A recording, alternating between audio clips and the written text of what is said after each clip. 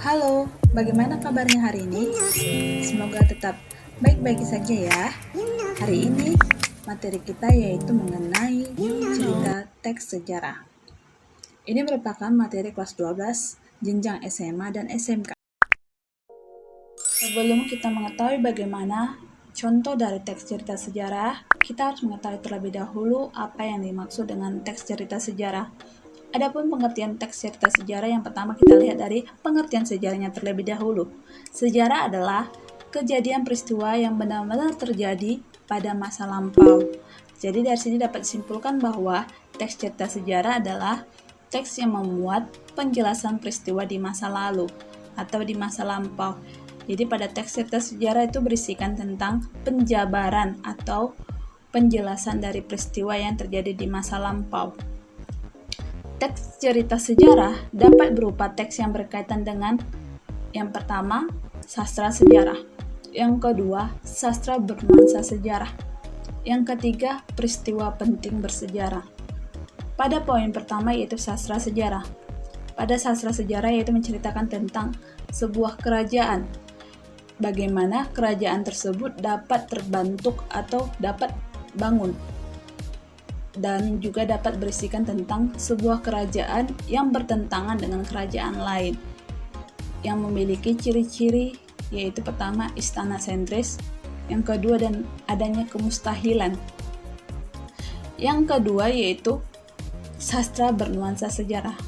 Sastra bernuansa sejarah ini yang dimaksud adalah menceritakan tentang kepahlawanan, tentang bagaimana proses sebuah pahlawan dalam membela suatu negaranya.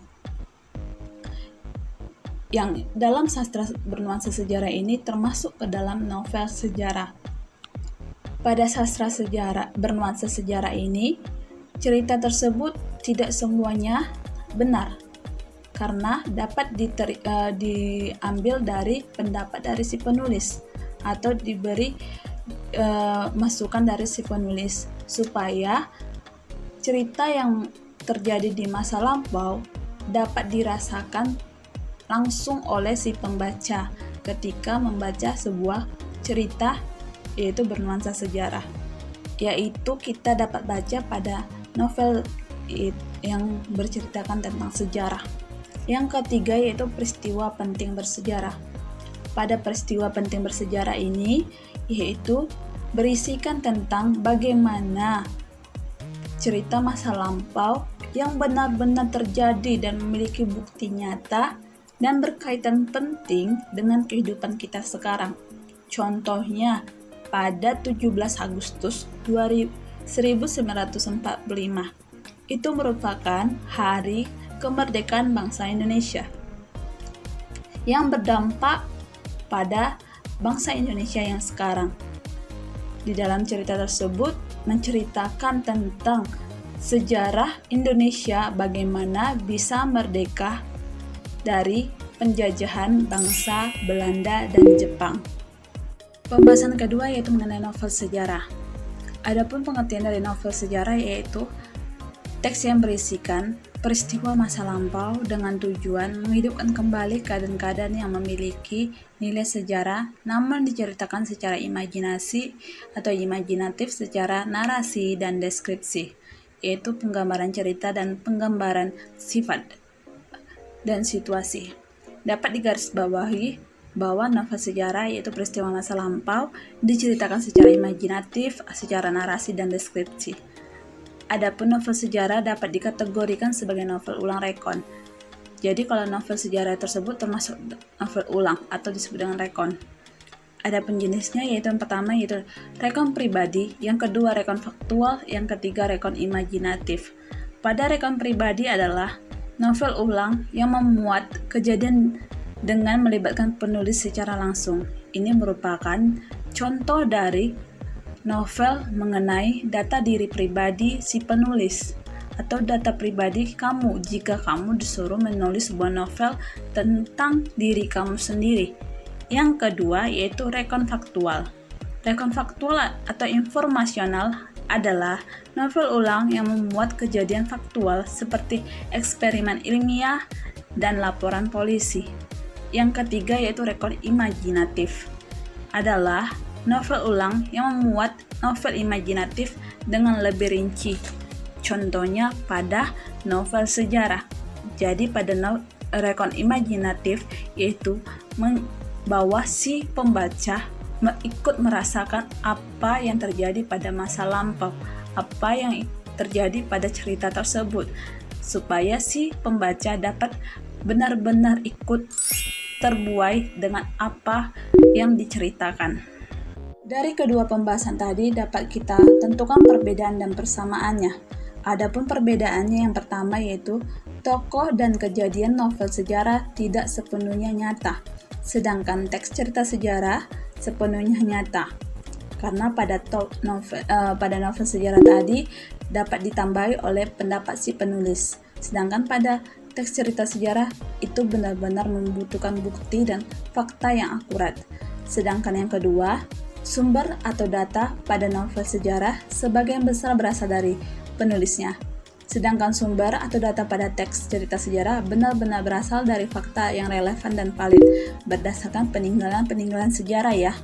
Yang ketiga yaitu novel sejarah termasuk dalam karya sastra, sedangkan teks cerita sejarah termasuk dalam karya ilmiah. Jadi novel sejarah termasuk dalam karya sastra, sedangkan teks cerita sejarah termasuk dalam karya ilmiah.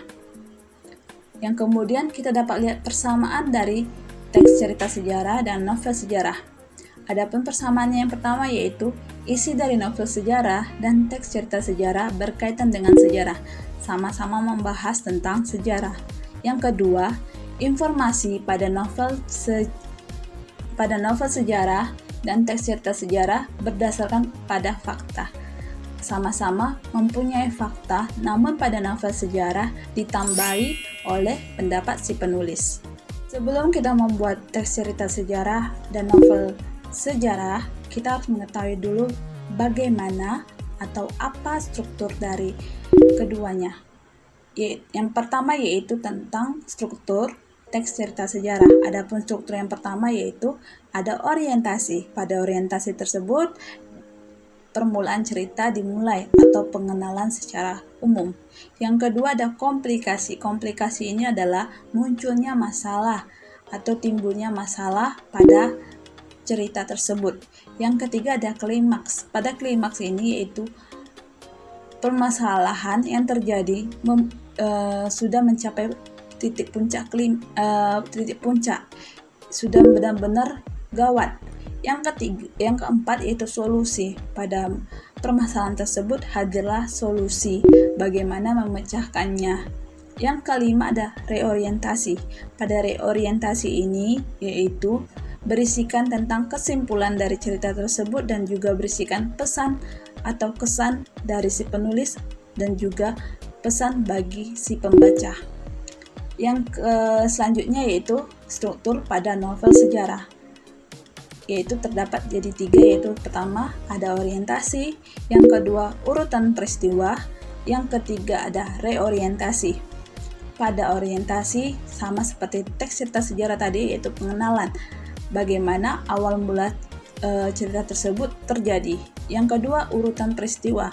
Pada urutan peristiwa tersebut terdapat konjungsi temporal atau konjungsi waktu, yaitu sebelumnya, setelah itu, sebelumnya, itu merupakan konjungsi waktu. Yang ketiga ada reorientasi. Pada reorientasi tadi sama seperti pada teks cerita sejarah, yaitu pesan, penutup, kesimpulan, dan saran.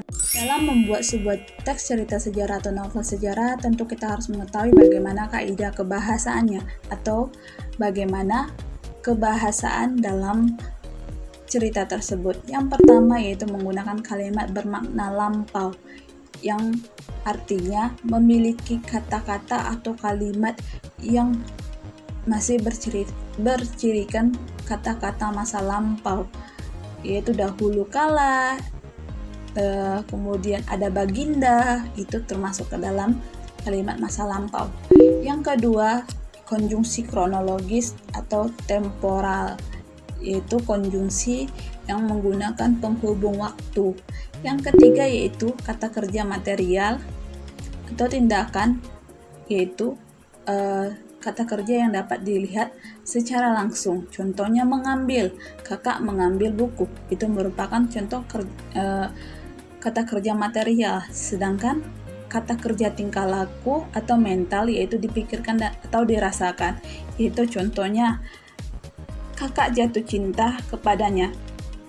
Jatuh cinta di sini tidak dapat dilakukan tapi dapat dirasakan, hanya dilihat oleh mata atau dilihat oleh orang tersebut dan tidak dapat dilihat oleh orang lain. Yang selanjutnya itu kata sifat untuk menggambarkan tokoh, tempat, atau suasana. Berikut ada 2 latihan, silakan dikerjakan di buku latihannya.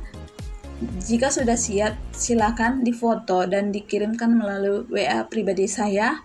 Jangan lupa untuk mencantumkan nama, kelas, dan juga jurusannya. Demikian materi kita hari ini. Saya ucapkan terima kasih dan silakan kerjakan tugasnya dengan cermat. Hai guys, jangan lupa untuk like, subscribe, dan komen ya. Terima kasih buat hari ini. Tetap semangat, tetap jaga kesehatan, dan selamat mengerjakan tugasnya.